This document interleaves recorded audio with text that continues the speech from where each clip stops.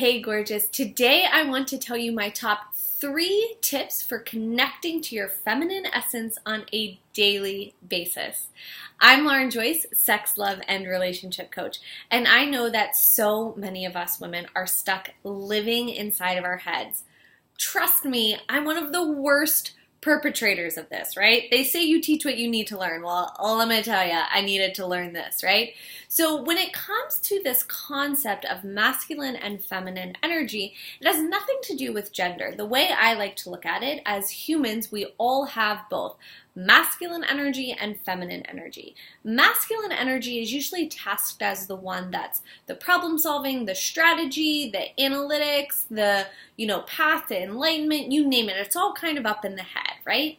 And the feminine energy is usually tasked as the embodied, the emotions, the intuition, the creativity, and more importantly, energy in which we receive.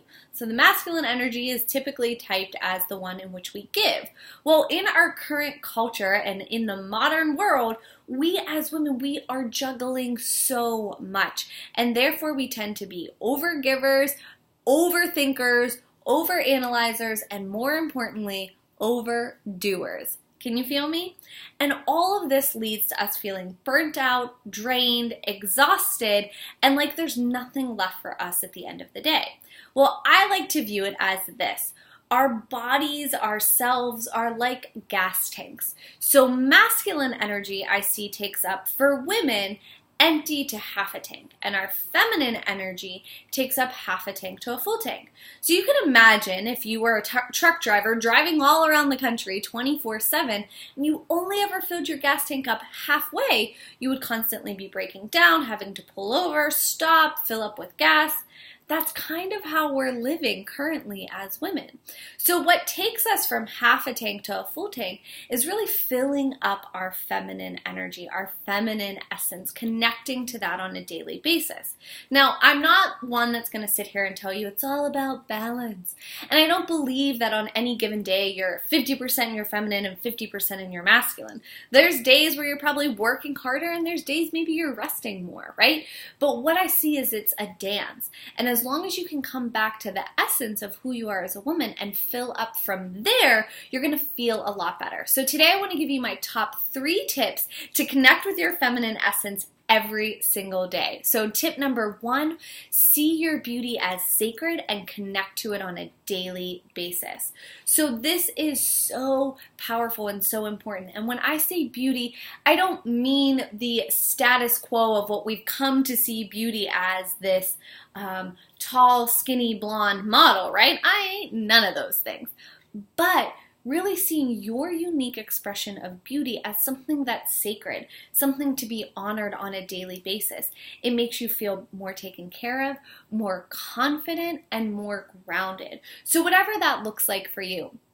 For me, I love to do my hair and my makeup, and I do it on a daily basis. Even if I'm just sitting at home and having client calls, I always do my hair and makeup because I see it as a way to honor the beauty that I have in this lifetime. So whatever that looks like for you, do that on a daily basis. Number 2, pleasure, pleasure, pleasure. Pleasure is rejuvenative. It really helps to make us feel amazing, and it can be very healing and cathartic as well. So I encourage my clients to write out a list of all of the things that bring them pleasure and constantly add to it. And then build in breaks during the day where they're reaching for things that bring them pleasure. So for example, if something that brings you a lot of pleasure is eating a piece of dark chocolate, maybe set an alarm every day at 3 p.m. to have that piece of dark chocolate. But when you do it, here comes step number 3. Really include your sensuality. So step number 2 is incorporating as many things as possible that bring you pleasure, because it brings you back into the present moment and into your body. Step number 3 is connecting to your sensuality all day, every day. Now, unfortunately, my best friend, sensuality, has gotten such a bad reputation, right? We're told that it's greedy, it's unnecessary, it's too much. But when you look at sensuality for what it is, really living life with all of your senses engaged.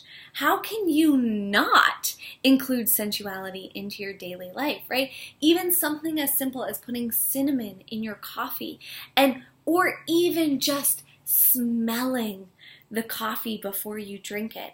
Again, it's all about bringing you back into the present moment, and more importantly, back into your body. So I always encourage my clients to ask themselves, how can I make this more pleasurable? Or how can I include one more sense into this experience? So let's say, for example, you're sitting down to do some work. How could I include more pleasure or more senses into this? Maybe you turn on some amazing music, light a beautiful candle, maybe you do a little dance. So there's so many ways, but remember the guiding principle is come back into the present moment, and more importantly, connect to your body. I hope you found these tips helpful, and if you did, make sure you subscribe to my channel so you'll be the first to know when I put up a new video. See you soon!